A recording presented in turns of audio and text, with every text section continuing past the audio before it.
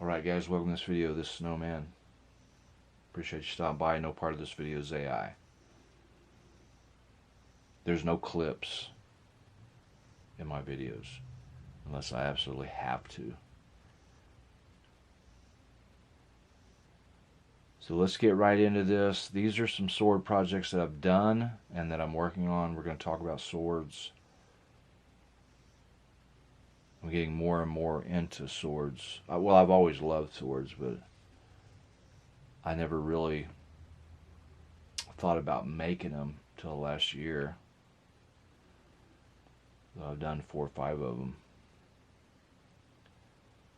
And this current project, this one right here, this is a short sword. And it's a single piece 5160 spring steel with a fuller on each side, 4mm. Nice primary grinds. We're going to go down to a 0 tolerance. It's going to be a straight razor blade profile. I make my swords razor sharp. Now typically, historically, a sword doesn't need to be razor sharp. They can be what they call keenly sharp. You got super sharp, and you got razor sharp. I mean, that's the way I rate it. There's people out there that would rate them differently as far as sharpness. But I rate them as far as a keen edge, super sharp, and razor sharp. Now with swords, you definitely need a keen edge, and that's generally what they had back in the day. But with mine, I'm going for razor sharp. So I do my artisan blade profiling, and I'm going to run them down to 0 because I keep the blades cool as we go down. They're going to get heat treated. I'm going to dig a ground forge, a shallow ground forge. We'll get the whole blade red hot. We're going to oil, quench it, and then I usually bring them back up, and I quench them in water for these swords is what I'm going to do. And I'm going to do this one with clay. We're going to try to get a hamon on this. So another disclaimer, I do not claim to be a sword maker. I make knives, and don't think I'm all that. I just try to make them nice as I can and strong as hell. Now this is the template that I used for this sword. This is the template. This is 440 stainless. To me, a stainless steel sword is pretty much a travesty because I know they're budget swords and they can work in a self-defense situation. Make no mistake about it. But I want a full battle-ready, sword. So I templated this one off of this one, and I added the fullers. Now this one is still rough end. I've still got a lot of work on this sword. Sanding. I'm still not finished with the primary grinds down to 0 to get this razor sharp. But then I'll heat treat it, and we're going to double temper it. And then so when I heat treat this, I'll clean the sword completely back to shiny, because when I temper it, I want to be able to see the color. But I added some really badass 4mm wide fullers on this one. It's an 18.5 inch blade, 5160 spring steel, single piece. I've got holes here. We could do G10, black G10. I'm just going to do a 550 paracord wrap, samurai wrap handle. And when it's all double tempered, it's going to be spring tempered. This thing's going to flex. It's going to be badass. What I love about this design that I did, and I just nicked it right off of this one, but you could choke up on this thing, but your hand grabs right there.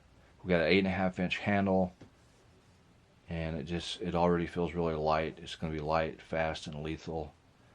And again, going to have that straight razor blade profile, cutting edge. 3/16 inch wide. That's 4.8 millimeters. and you can't beat 5160 spring steel, you know.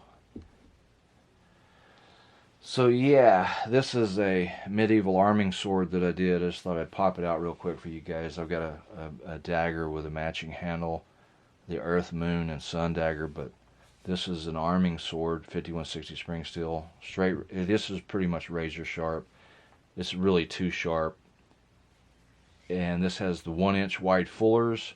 You'll be hard pressed to go find a sword out there right now for sale anywhere, unless you have it custom made, that's going to give you that wide a fuller.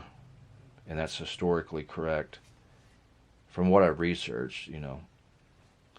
I just got through wiping this down. I coat mine when I'm not when I'm storing them for a while. I put coconut oil on them, so it's still got a little bit of coconut oil residual on it. But yeah, this is badass.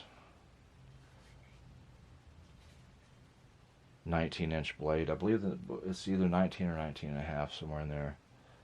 And just really cool looking. I've got real silver pommel coins, 1963 quarter, St. Christopher medallion, and real silver. And this, I kind of based this look off of the Uhtred sword.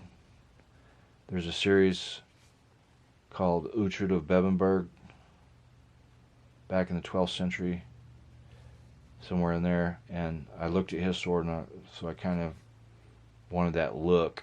This is G10. This is just a G10 material in that jade color. At some point, I may end up, if I could ever get a hold of some jade scales, I'll probably swap them out, but these look pretty nice. But yeah, God, I made the brand. I do stock removal. It's all stock removal. I do my artisan blade profiling, and just having fun with this. I don't consider myself I don't know if I told you guys or not, but you know, I'm not this. I don't claim to be a sword maker. But I did a couple of projects here. This one, on this sword blade here, I purchased the this is 1060. I bought that sword and I cut it down, and then I made the handle and fabricated that and did all that myself. And it's really nice. This is 1060. This has got 0 tolerance straight razor blade profile. And the same thing with this. This is a Han Dynasty Sword. This other one from way back in China and the Han Dynasty. I bought the handle parts, and the blade was really long. I cut it down and I put aggressive hollow grinds on that. So I customized it, and then I did 2 locking titanium pins. I made it full tang. When I got it, I just bought it for the steel and the handle parts. I knew I was going to modify it and just rebuild it. So I shortened it. This is like a 16.5-inch blade, and I've got real aggressive hollow grinds on this. This is a double edge Han Dynasty, and it's a full tang, locked with 2 titanium pins. So it's stout, strong, and it's razor sharp. It's just really cool looking. But the more that I do swords, the more I'm like this latest project that I'm doing. You know, I'm building it from scratch. It's just stock removal, and I start from a single piece of steel blade stock and I cut it out, and then just do my artisan blade profiling on it. This is 5160 spring steel. Again, we've got the fullers, 4mm, real aggressive. These will have nice aggressive hollow grinds. I still got work to do on this. This is still rough, and I've got a lot of sanding and polishing to do on it. But when I finish it, it's going to be really nice. It's going to get heat treated, double tempered. I'll just do a black 550 paracord wrap, but we have holes there for G10 scales. And I used this template. This was just an inexpensive budget sword, 440 stainless, and use that as a template. And that's what I'll do. If I make any more of these, I got a template to make that. So yeah, I appreciate you guys stopping by. I hope you enjoyed this little show and tell here. And the more that I do these swords, I'm just starting to get into them, and they're fun to build. And you can make you a really nice one with good steel, you know. This isn't, you know, you can get you one of these budget swords and just copy this, get you some 5160 that's 3/16 inch width.